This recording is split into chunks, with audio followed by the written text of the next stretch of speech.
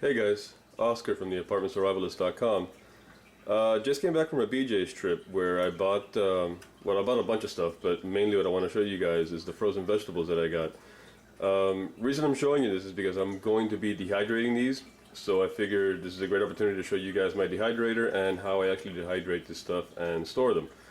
So as you can see, I have in the back effectively a 5-pound bag of broccoli, a 4-pound bag of green beans, a 4-pound bag of peas, and a nearly 4-pound bag of peppers and onions. The way this works is I'm going to be dehydrating it on here. This is my dehydrator. It's the Nesco Pro. It's obviously not the Excalibur, but I didn't buy the Excalibur originally simply because I wasn't sure if I was going to be dehydrating a lot, and I wanted to be sure that it would actually be something that my family can do. And frankly, I didn't want to spend nearly $200 on the Excalibur to find out that dehydrating wasn't going to work for us. But frankly, this little thing was less than 70 bucks, and it's been great, man. I mean, we've been able to dehydrate quite a bit on it. It comes with 5 trays on its own, and you can expand it to up to 12. It doesn't heat from the back, it heats from the top down, but you know, every now and again, depending on how many trays you have, you can just swap them out in the middle of the whole dehydration, and it dehydrates great. I mean, we really have anything not dehydrate on these. So let me go ahead and load this up so that I can show you what all this stuff is going to look like in there. I'm probably not going to be able to get it all in, but at least half of it I'll be able to stack in there for right now, and you can see how it dehydrates and then how it'll store down once it actually does dehydrate. So give me 1 second, I'll be right back. Okay guys, here it is all set up in the trays. As you can see in the back, I have 2 trays full of the broccoli. Here I have actually 2 trays with the green beans, and over here a tray with all the peas. I actually was only able to fit about half of everything, so on each tray I tried to keep it at about 1 to 2 pounds of vegetables so it actually can reduce in size. So more than likely I'm going to have to run this twice just to get everything dehydrated down. But the way that it works now is all these trays just get stacked up one on top of each other up here. We set the temperature to about between 125 and 135, and for this amount of food we're probably going to have to run it all night, about 12 hours at that temperature. So I'm going to go ahead and stack this up, and I'll show you in the morning how this is all reduced down and how it can store. So it's going to be all night for me, but I'll see you back here in a couple of seconds for you. Hey guys, okay, it's been about 12 hours now. So let me just go ahead and show you what all the stuff looks like after it's been dehydrated for a bit. If I take the top off,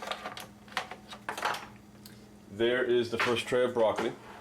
Okay, now remember, that's about 1 pound of broccoli that's been dehydrated down to pretty much nothing. Just so you can see, it's crispy. There's no moisture in that whatsoever. The second tray was the other portion of broccoli, another pound, so that's 2 pounds total, and you can see that was full when I put the broccoli in, but it looks pretty much empty now. There is a pound of green beans along with another pound of green beans underneath it. Okay, again, that was completely full, and now it's looking pretty flimsy. And that is all the peas. That's actually 2 pounds of peas. I overloaded this section just because I know what this is going to come out to, but that in and of itself was completely full to the point where it was covering up this area right here. It's come down to almost nothing. Okay, what I'm going to do now is I'm going to go ahead and put these in containers so that you can see what it actually dehydrates down to, and let me go do that now and I'll come right back to you. Okay, so here they are actually packaged away. Real quick, these are all 1 quart containers, just so that you can get an idea of the volume that we're talking about here. Okay, here are the peas. That's barely a third of the entire container, and that is an entire half of that whole 4-pound bag. So that is 2 pounds of peas in that container right there. I can probably fit, obviously I'm going to fit that entire bag, but I can probably fit an entire other bag in that just 1 quart container. The green beans, the half of this bag fit in an entire quart. There it is right there, all condensed down. And the broccoli, one entire bag. That entire bag that you see back there, it came in 2 separate bags. So that whole bag fit in that 1 quart container. There it is right there. Okay? So, just a quick note. Why do I use frozen vegetables instead of fresh? Well, I do use fresh actually. The reason that I concentrate a lot on frozen is just because of convenience. The frozen vegetables, there's no prep time. It's really just a matter of opening up the boxes and sticking them inside the dehydrator, and there you are. It just comes out. Obviously, if you buy them fresh, you have to prepare them, you have to cut them up, you have to, you know, depending on what the vegetable is, you gotta take the skin off.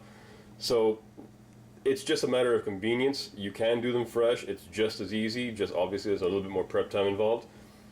But there you go.